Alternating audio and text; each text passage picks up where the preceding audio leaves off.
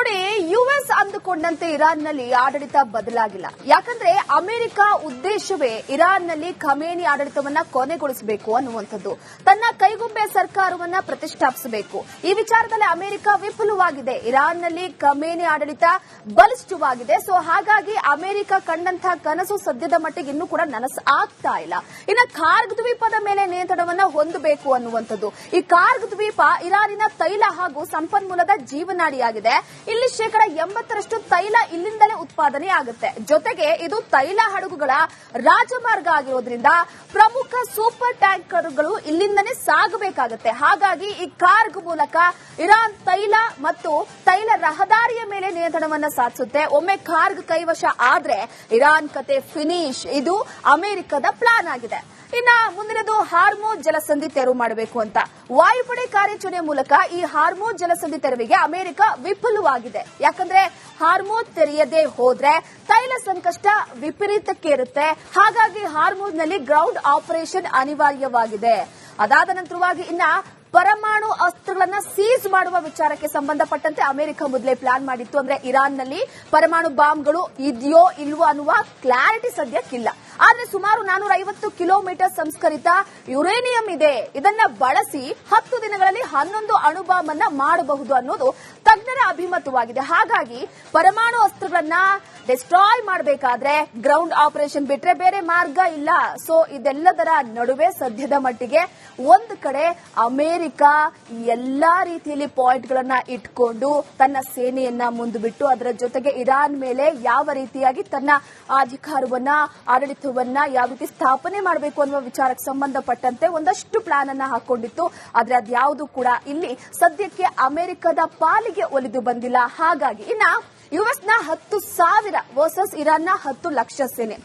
ಹೇಗೆ ನೋಡಿ, ground ಆಪರೇಷನ್ಗೆ Trump 10,000 ಕಮಾಂಡ್ಗಳನ್ನ ನಿಯೋಜಿಸುವ ಸಾಧ್ಯತೆಗಳಿದೆ. ಇದಕ್ಕೆ ಪ್ರತಿಯಾಗಿ ಇರಾನ್ 10 ಲಕ್ಷ ಸೈನಿಕರನ್ನ ಸನ್ನದ್ಧವಾಗಿಟ್ಕೊಂಡಿದೆ. ಎರಡನೇದಾಗಿ ಇರಾನ್ಗೆ ನುಗ್ಗಿ ಹೊಡೆಯುವ ಸವಾಲನ್ನ ಕೂಡ ಹಾಕಿತ್ತು. ಇರಾನ್ ಭೂಸೇನೆ ಅದರ ನೇವಿ ಮತ್ತು ಏರ್ ಫೋರ್ಸ್ಗಳಿಂದ ಸ್ಟ್ರಾಂಗ್ ಇದೆ. ಅದಲ್ಲದೆ ಎಲ್ಲಾ ರೀತಿಯ ತಂತ್ರಗಾರಿಕೆಯಲ್ಲಿ ನಿಪುಣರಾಗಿದ್ದಾರೆ. ಜೊತೆಗೆ ಅವರ ಸಂಖ್ಯೆ ಕೂಡ ದೊಡ್ಡದಿದೆ. ಹಾಗಾಗಿ ಇರಾನ್ಗೆ ನುಗ್ಗಿ ಹೊಡೆಯುವುದು ಅಷ್ಟು ಸುಲಭದ ಮಾತಲ್ಲ. ಇನ್ನ ಇರಾನ್ ಭೂಪ್ರದೇಶ ಅರಿವಿಲ್ಲದೆ ಯುಎಸ್ ಹೆಡು ಬಿಡುತ್ತಾ ಅಂತು. ಯಾಕಂದ್ರೆ ಇದುವರೆಗೂ ಕೂಡ ಯುಎಸ್ಗೆ ಏರ್ ಆಪರೇಷನ್ ಮಾಡ್ತಾ ಇತ್ತು. ಇರಾನ್ನ ಭೂಪ್ರದೇಶದ ಅರಿವು ಯುಎಸ್ಗಿಲ್ಲ. ಗೆರಿಲ್ಲಾ ಯುದ್ಧಕ್ಕೆ ಹೇಳಿ ಮಾಡಿಸಿದಂತಿದೆ ಇರಾನ್ ಭೂಪ್ರದೇಶ. ಇಂತಹ ಭೂಪ್ರದೇಶವನ್ನ ಸೇನೆ ನುಗ್ಸಿದ್ರೆ ಅದು ಟ್ರಂಪ್ ಸೇನೆಗೆ ಡೆತ್ ಟ್ರ್ಯಾಪ್ ಆಗುವ ಸಾಧ್ಯತೆಗಳು ಜಾಸ್ತಿ ಇದೆ. ಹಾಗಾಗಿ ಇನ್ನ ಯುದ್ಧ ಸುದೀರ್ಘವಾದ್ರೆ ಯುಎಸ್ಗೆ ಕಷ್ಟವಾಗುತ್ತೆ. ಯಾವ ರೀತಿ? ಒಂದು ವೇಳೆ ಯುಎಸ್ ಕಮಾಂಡೋಗಳು ಫಟಾಫಟ್ ಕಾರ್ಯಾಚರಣೆ ಮುಗಿಸಿದ್ರೆ ಎಲ್ಲವೂ ಈಸಿ.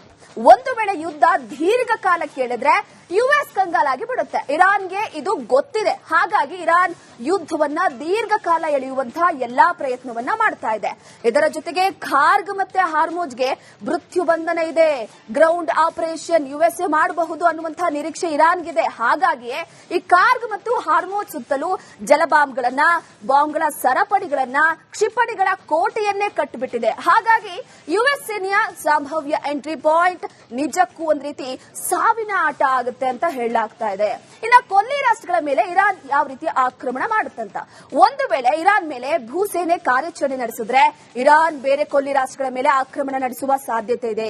ಇದರಿಂದ ಯುಎಸ್ ಗಮನ ಇರಾನ್ ಅಲ್ಲದೆ ಬೇರೆ ಕೊಲ್ಲಿ ರಾಷ್ಟ್ರಗಳ ಮೇಲೂ ಕೂಡ ಹಾಕಲೇಬೇಕಾಗುತ್ತೆ. ಇದು ಯುಎಸ್ಗೆ ಜಟಿಲ ಪರಿಸ್ಥಿತಿಯನ್ನ ತಂದಿರಬಹುದು. ಇನ್ನ ಇರಾನ್ ಮತ್ತು ಯುಎಸ್ ಪಡೆಗಳ ನಡುವಿನ ದೂರ ಹೇಗಿದೆ ಅಂದ್ರೆ, ಗ್ರೌಂಡ್ ಆಪರೇಷನ್ ಮಾಡಬೇಕಾದ್ರೆ ಸದ್ಯ ಸಮುದ್ರದ ಮೂಲಕ ಪ್ರವೇಶವನ್ನ ಮಾಡಬಹುದು ಇರಾಕ್. ಈ ಪಾಕಿಸ್ತಾನ ಮೂಲಕ ಗ್ರೌಂಡ್ ಆಪರೇಷನ್ ಶುರು ಮಾಡಿದ್ರೆ ಯುಎಸ್ಗೆ ಲಾಜಿಸ್ಟಿಕ್ ಸಮಸ್ಯೆ ಸೃಷ್ಟಿಯಾಗುತ್ತೆ. ಅಂದ್ರೆ ಯುದ್ಧ ಭೂಮಿಯ ಸೈನಿಕರಿಗೆ ಆಹಾರ, ಔಷಧಿ ಪೂರೈಕೆ ಇವೆಲ್ಲವೂ ಕೂಡ ಸಮಸ್ಯೆ ಆಗುತ್ತೆ. ಈ ಸಪ್ಲೈಗಾಗಿ ಚೀನಾಗಾಗಿ ಯುಎಸ್ ದೂರದಲ್ಲಿರುವಂತಹ ನೌಕಾಪಡೆಯ ಮೇಲೆ ಅವಲಂಬನೆ ಆಗುವ ಸಾಧ್ಯತೆ ಹೆಚ್ಚಿದೆ. ಸೊ ಇದೆಲ್ಲವನ್ನ ಕೂಡ ನೋಡ್ತಾ ಇದ್ರೆ ಸದ್ಯಕ್ಕೆ ಅಮೆರಿಕ ಇರಾನ್ ಮೇಲೆ ಹಿಡಿತವನ್ನ ಸಾಧಿಸಬೇಕು ಅನ್ನುವ ವಿಚಾರಕ್ಕೆ ಸಂಬಂಧಪಟ್ಟಂತೆ ಕಂಡಂತಹ ಕನಸು, ಅದರ ಜೊತೆಗೆ ಇರಾನ್ ಅನ್ನ ಸೋಲಿಸುವ ವಿಚಾರಕ್ಕೆ ಸಂಬಂಧಪಟ್ಟಂತೆ ಎಲ್ಲೋ ಒಂದು ಕಡೆ ಅಮೆರಿಕ ತೆಗೆದುಕೊಳ್ತಾ ಇರುವಂತಹ ಹಾದಿ ಅತಿ ಸುಲಭವಾಗಿಲ್ಲ. ಕಠಿಣತೆಯಿಂದ ಕೂಡಿರುವಂತಹ ಎಲ್ಲಾ ಲಕ್ಷಣಗಳು ಕಾಣ್ತಾ ಇರುವಂತದ್ದು. ಸೊ ಹಾಗಾಗಿ ಇಲ್ಲಿ ಅಮೆರಿಕ ನಡೆಸಬೇಕಾಗಿರುವಂತಹ ಯುದ್ಧದ ಸಾಧ್ಯತೆಯ ವಿಚಾರವಾಗಿ ಇರಾನ್ ಅನ್ನ ಸೋಲಿಸಬೇಕು ಅಂದುಕೊಂಡಿರುವಂತಹ ಎಲ್ಲಾ ವಿಚಾರಗಳಲ್ಲೂ ಕೂಡ ಅಮೆರಿಕಗೆ ಸದ್ಯ ಕಷ್ಟವಾಗಿದೆ. ನೋಡಿ, ಯುಎಸ್ ಅಂದುಕೊಂಡಂತೆ ಇರಾನ್ನಲ್ಲಿ ಆಡಳಿತ ಬದಲಾಗಿಲ್ಲ. ಯಾಕಂದ್ರೆ ಅಮೆರಿಕ ಉದ್ದೇಶವೇ ಇರಾನ್ನಲ್ಲಿ ಖಮೇನಿ ಆಡಳಿತವನ್ನ ಕೊನೆಗೊಳಿಸಬೇಕು ಅನ್ನುವಂಥದ್ದು. ತನ್ನ ಕೈಗೊಂಬೆ ಸರ್ಕಾರವನ್ನ ಪ್ರತಿಷ್ಠಾಪಿಸಬೇಕು. ಈ ವಿಚಾರದಲ್ಲಿ ಅಮೆರಿಕ ವಿಫಲವಾಗಿದೆ. ಇರಾನ್ನಲ್ಲಿ ಖಮೇನಿ ಆಡಳಿತ ಬಲಿಷ್ಠವಾಗಿದೆ. ಸೊ ಹಾಗಾಗಿ ಅಮೆರಿಕ ಕಂಡಂತಹ ಕನಸು ಸದ್ಯದ ಮಟ್ಟಿಗೆ ಇನ್ನೂ ಕೂಡ ನನಸು ಆಗ್ತಾ ಇಲ್ಲ. ಇನ್ನು ಕಾರ್ಗ್ ದ್ವೀಪದ ಮೇಲೆ ನಿಯಂತ್ರಣವನ್ನ ಹೊಂದಬೇಕು ಅನ್ನುವಂಥದ್ದು. ಈ ಕಾರ್ಗ್ ದ್ವೀಪ ಇರಾನಿನ ತೈಲ ಹಾಗೂ ಸಂಪನ್ಮೂಲದ ಜೀವನಾಡಿಯಾಗಿದೆ. ಇಲ್ಲಿ 80% ತೈಲ ಇಲ್ಲಿಂದಲೇ ಉತ್ಪಾದನೆ ಆಗುತ್ತೆ. ಜೊತೆಗೆ ಇದು ತೈಲ ಹಡಗುಗಳ ರಾಜಮಾರ್ಗ ಆಗಿರೋದ್ರಿಂದ ಪ್ರಮುಖ ಸೂಪರ್ ಟ್ಯಾಂಕರ್ಗಳು ಇಲ್ಲಿಂದನೇ ಸಾಗಬೇಕಾಗುತ್ತೆ. ಹಾಗಾಗಿ ಈ ಕಾರ್ಗ್ ಮೂಲಕ ಇರಾನ್ ತೈಲ ಮತ್ತು ತೈಲ ರಹದಾರಿಯ ಮೇಲೆ ನಿಯಂತ್ರಣವನ್ನ ಸಾಧಿಸುತ್ತೆ. ಒಮ್ಮೆ ಕಾರ್ಗ್ ಕೈವಶ ಆದ್ರೆ ಇರಾನ್ ಕತೆ ಫಿನಿಶ್. ಇದು ಅಮೆರಿಕದ ಪ್ಲಾನ್ ಆಗಿದೆ. ಇನ್ನ ಮುಂದಿನದು ಹಾರ್ಮೋಜ್ ಜಲಸಂಧಿ ತೆರವು ಮಾಡಬೇಕು ಅಂತ ವಾಯುಪಡೆ ಕಾರ್ಯಾಚರಣೆ ಮೂಲಕ ಈ ಹಾರ್ಮೋಜ್ ಜಲಸಂಧಿ ತೆರವಿಗೆ ಅಮೆರಿಕ ವಿಫಲವಾಗಿದೆ. ಯಾಕಂದ್ರೆ ಹಾರ್ಮೋಜ್ ತೆರೆಯದೇ ಹೋದ್ರೆ ತೈಲ ಸಂಕಷ್ಟ ವಿಪರೀತಕ್ಕೇರುತ್ತೆ. ಹಾಗಾಗಿ ಹಾರ್ಮೋಜ್ನಲ್ಲಿ ಗ್ರೌಂಡ್ ಆಪರೇಷನ್ ಅನಿವಾರ್ಯವಾಗಿದೆ. ಅದಾದ ನಂತರವಾಗಿ ಇನ್ನ ಪರಮಾಣು ಅಸ್ತ್ರಗಳನ್ನ ಸೀಸ್ ಮಾಡುವ ವಿಚಾರಕ್ಕೆ ಸಂಬಂಧಪಟ್ಟಂತೆ ಅಮೆರಿಕ ಮೊದಲೇ ಪ್ಲಾನ್ ಮಾಡಿತ್ತು. ಅಂದ್ರೆ ಇರಾನ್ನಲ್ಲಿ ಪರಮಾಣು ಬಾಂಬ್ಗಳು ಇದೆಯೋ ಇಲ್ವೋ ಅನ್ನುವ ಕ್ಲಾರಿಟಿ ಸದ್ಯಕ್ಕಿಲ್ಲ. ಆದ್ರೆ ಸುಮಾರು 450 ಕಿಲೋಮೀಟರ್ ಸಂಸ್ಕರಿತ ಯುರೇನಿಯಂ ಇದೆ. ಇದನ್ನ ಬಳಸಿ 10 ದಿನಗಳಲ್ಲಿ 11 ಅಣು ಬಾಂಬ್ ಅನ್ನ ಮಾಡಬಹುದು ಅನ್ನೋದು ತಜ್ಞರ ಅಭಿಮತವಾಗಿದೆ. ಹಾಗಾಗಿ ಪರಮಾಣು ಅಸ್ತ್ರಗಳನ್ನ ಡಿಸ್ಟ್ರಾಯ್ ಮಾಡಬೇಕಾದ್ರೆ ಗ್ರೌಂಡ್ ಆಪರೇಷನ್ ಬಿಟ್ರೆ ಬೇರೆ ಮಾರ್ಗ ಇಲ್ಲ. ಸೊ ಇದೆಲ್ಲದರ ನಡುವೆ ಸದ್ಯದ ಮಟ್ಟಿಗೆ ಒಂದು ಕಡೆ ಅಮೆರಿಕ ಎಲ್ಲಾ ರೀತಿಯಲ್ಲಿ ಪಾಯಿಂಟ್ಗಳನ್ನ ಇಟ್ಕೊಂಡು ತನ್ನ ಸೇನೆಯನ್ನ ಮುಂದುಬಿಟ್ಟು ಅದರ ಜೊತೆಗೆ ಇರಾನ್ ಮೇಲೆ ಯಾವ ರೀತಿಯಾಗಿ ತನ್ನ ಅಧಿಕಾರವನ್ನ ಆಡಳಿತವನ್ನ ಯಾವ ರೀತಿ ಸ್ಥಾಪನೆ ಮಾಡಬೇಕು ಅನ್ನುವ ವಿಚಾರಕ್ಕೆ ಸಂಬಂಧಪಟ್ಟಂತೆ ಒಂದಷ್ಟು ಪ್ಲಾನ್ ಅನ್ನ ಹಾಕೊಂಡಿತ್ತು.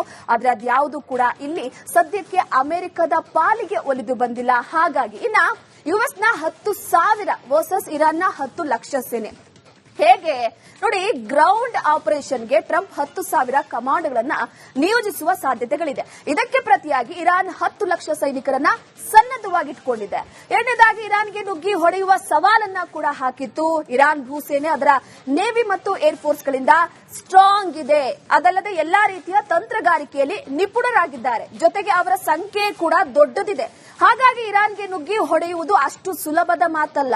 ಇನ್ನ ಇರಾನ್ ಭೂಪ್ರದೇಶ ಅರಿವಿಲ್ಲದೆ ಯುಎಸ್ ಹೆಡು ಬಿಡುತ್ತಾ ಅಂತು. ಯಾಕಂದ್ರೆ ಇದುವರೆಗೂ ಕೂಡ ಯುಎಸ್ಗೆ ಏರ್ ಆಪರೇಷನ್ ಮಾಡ್ತಾ ಇತ್ತು. ಇರಾನ್ನ ಭೂಪ್ರದೇಶದ ಅರಿವು ಯುಎಸ್ಗಿಲ್ಲ.